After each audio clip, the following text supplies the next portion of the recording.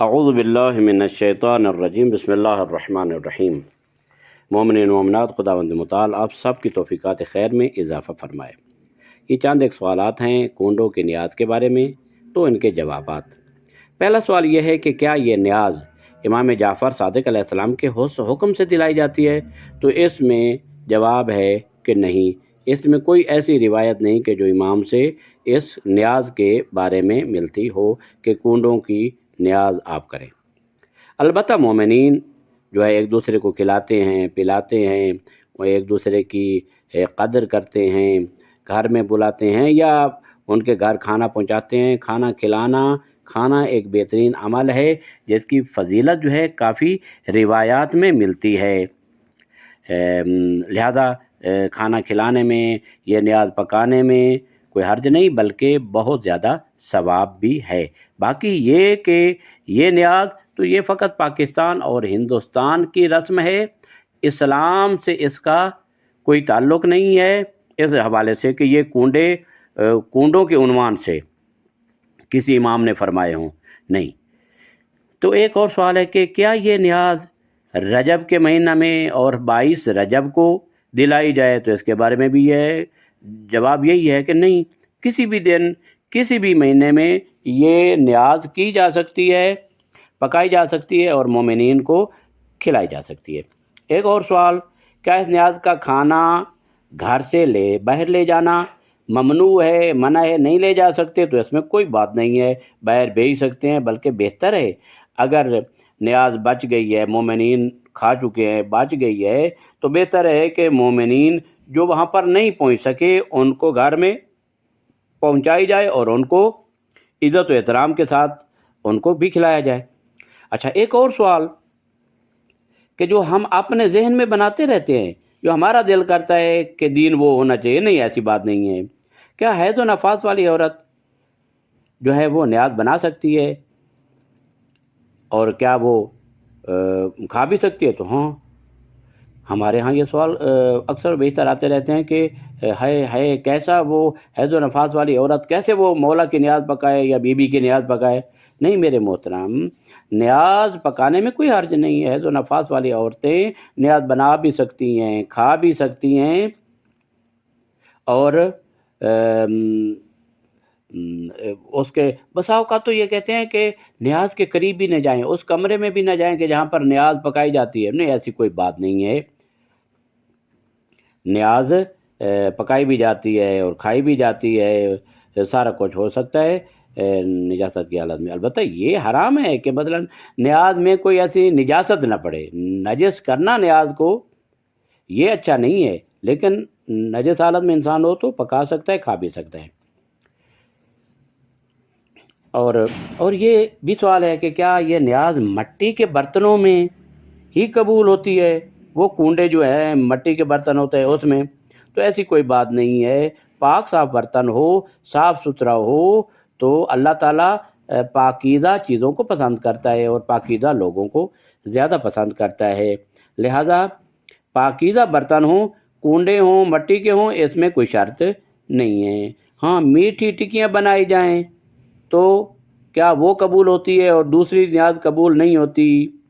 نہیں، ایسی بات نہیں ہے، بلکہ سموسے ہوں، پکوڑے ہوں، کھیرنی ہو اور دوسری مرغا ہو، چرغا ہو، روسٹ ہو، کوئی چیز بھی نیاز میں آپ مومنین کو کھلا سکتے ہیں، اس میں کوئی ممانعت نہیں ہے، ثواب اسی طرح ہوتا ہے۔ البتہ ثواب جو ہے انسان کی نیت کا ہے، اکرام مومن کا ہے، مومن کی تکریم کرنے کا ثواب ہوتا ہے۔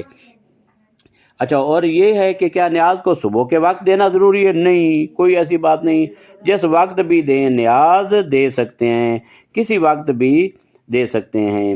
اچھا، ایک اور سوال ہے، کیا لکڑہارے کی کہانی سنانا ضروری ہے؟ نہیں، محمد و آل محمد کے فرامین میں، سیرت النبی میں، ائمہ علیہ السلام کے اقوال و ارشادات میں کوئی ایسی بات نہیں ذکر ہوئی کہ لکڑہارے کی کوئی کہانی ہو۔ یہ اپنی بنائی ہوئی باتیں ہیں اور من گھڑت باتیں ہیں۔ بہتر تو یہ ہے کہ مستند کتابیں جو اہل بیت علیہ السلام کے حقیقی یقینی معجزات ہیں، واقعات ہیں، دعائیں ہیں، ان کی تلاوت کی جائے، حدیث قصہ کی تلاوت کی جائے، بہت زیادہ ثواب ہے۔ یعنی حدیث قصہ کی تلاوت کریں گے، آپ نیاز پکائیں گے، حدیث قصہ وہ حدیث ہے کہ جس کے پڑھنے کے ساتھ تمام ائمہ علیہ السلام کا ذکر ہو جاتا ہے، وہاں پر تمام ائمہ تشریف لاتے ہیں، دکھ درد ختم ہوتے ہیں، گھر سے نوست ختم ہوتی ہے، جو گھر میں مشکلات ہوتی ہیں وہ ختم ہو جاتی ہیں۔ حدیث قصہ ہے، دعائے توسل ہے، دعائے کمیل کی تلاوت کرائیں، قرآن مجید کی کچھ آیات کی تلاوت کرائیں۔ ہاں زیارت بھی پڑھائی جا سکتی ہے، امام صادق علیہ السلام کی زیارت پڑھ دیں، جو منقولہ زیارت ہے کتابوں میں وہ پڑھ دیں۔ لکڑہارے کی کہانی، اس کا کوئی وجود معتبر کتب میں نہیں ملتا۔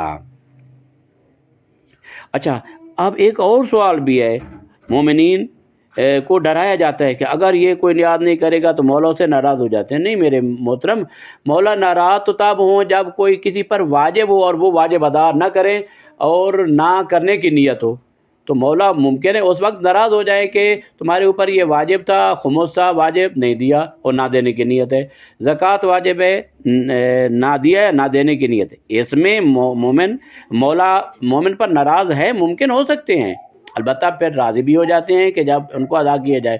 لیکن جب ایک کام جو واجب بھی نہیں ہے، ممکن ہے مستحب ہو، اگر اس کو مومنین کو اطعام کے عنوان سے اگر کھلائیں تو یہ مستحب ہو سکتا ہے۔ تو مستحب کام وہ ہوتا ہے کہ اگر کیا جائے تو ثواب ملتا ہے، نہ کیا جائے تو کوئی گناہ نہیں ملتا، اور نہ اللہ ناراض ہوتا ہے، اور نہ ہی قیامت کے دن وہ پوچھا جائے گا کہ تم نے یہ کام کیوں نہیں کیا۔ البتہ اگر کیا ہے نیک کام، اچھا مستحب کام، تو اس کا اجر ملے گا، لیکن اگر نہیں کیا تو اس کے بارے میں وہاں سوال نہیں کیا جائے گا۔